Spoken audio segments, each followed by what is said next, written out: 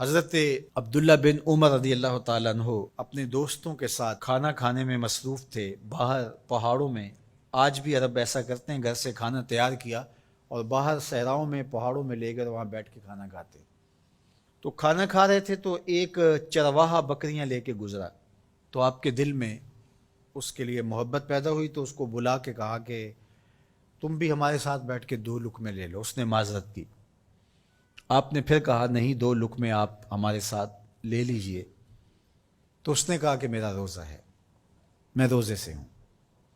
تو حضرت عبداللہ خوش ہوئے کہ سخت گرمی اور سارا دن دھوپ میں بکریوں کے پیچھے روزہ رکھا ہوا ہے۔ آپ نے کہا کہ اگر ایک بکری تو ہمیں فروخت کر دے اور ہم ذبح کر کے اس کو تیار کر لیتے ہیں اور خود بھی کھائیں گے اور آپ بھی ہمارے ساتھ افطار کر لینا۔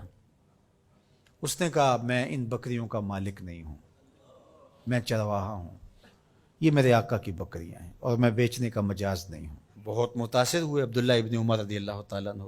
آپ نے اس کو مزید آزمانے کے لیے کہا کہ تو اپنے آقا سے کہہ دینا کہ بھیڑیا بکری اٹھا کے لے گیا تھا، تو ایک بکری ہمیں دے دے۔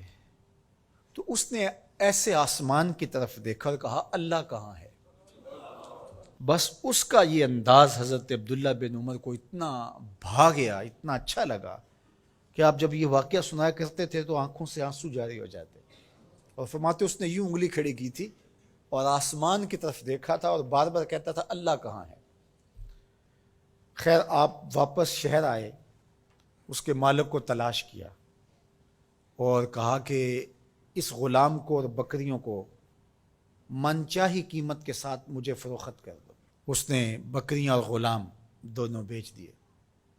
آپ نے غلام کو بلایا اور کہا کہ تو آج کے بعد آزاد ہے، اور یہ بکریاں بھی تیری ملک ہوئیں۔ تیرے ایک جملے نے کہ اللہ کہاں ہے تیرے لیے آزادی کا مجدہ بنا دیا اس کو، اور میں تجھے ساتھ دعا بھی دیتا ہوں اللہ تجھے جہنم کی آگ سے بھی آزاد فرمائے۔ تو یہ یقین کہ میرا اللہ مجھے دیکھ رہا ہے، یہ اگر آپ کے ساتھ جڑ جاتا ہے تو پھر کسی کیمرے کسی سیکورٹی کی ضرورت نہیں ہے۔ یہ عقیدہ اتنا بڑا حصار ہے، عبادات میں بھی سرور دیتا ہے، اور یہ عقیدہ انسان کو گناہوں سے بھی محفوظ کرتا ہے اور بچاتا ہے۔ لیکن ہمارے رویے، اللہ تعالیٰ جل شانہ نے سورہ النساء کے اندر ارشاد فرمایا یستخفون من الناس ولا یستخفون من اللہ، کہ لوگوں سے تو پوشیدہ رہتے ہیں لیکن اللہ سے پوشیدہ نہیں رہتے۔ بلکہ ایک دوسرے موقع پہ ارشاد فرمایا سورہ الغافر کے اندر یعلم خائنۃ الاعین وما تخفی الصدور، جو آنکھ خیانت کرتی ہے اللہ اس کو بھی دیکھتا ہے، اور جو سینوں میں پوشیدہ ہوتا ہے اللہ اس کو بھی دیکھتا ہے۔ جو چیزیں سوچ میں پیدا ہوتی ہیں، جو بطور وسوسہ آتی ہیں، تمہارا رب اسے بھی دیکھ رہا ہوتا ہے۔ حضرت عمر بن عبدالعزیز رضی اللہ تعالی عنہ فرمایا کرتے تھے کہ اپنی خلوتوں کو پاک رکھو، اللہ تمہارے ظاہر کو ستھرا کر دے گا۔ جس شخص کی خلوت پاکیزہ ہوتی ہے، عفت مآب ہوتی ہے، تو اس کے چہرے پہ خاص قسم کا نور ہوتا ہے۔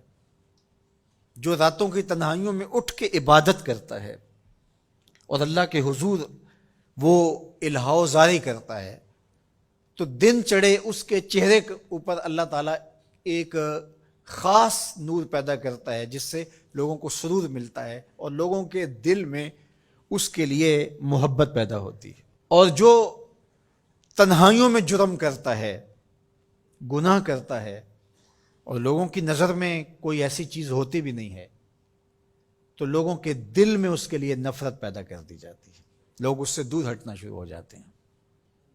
یہ دلوں کے سودے ہیں۔ تو اس لیے اپنی خلوتوں کو پاکیزہ کیجیے۔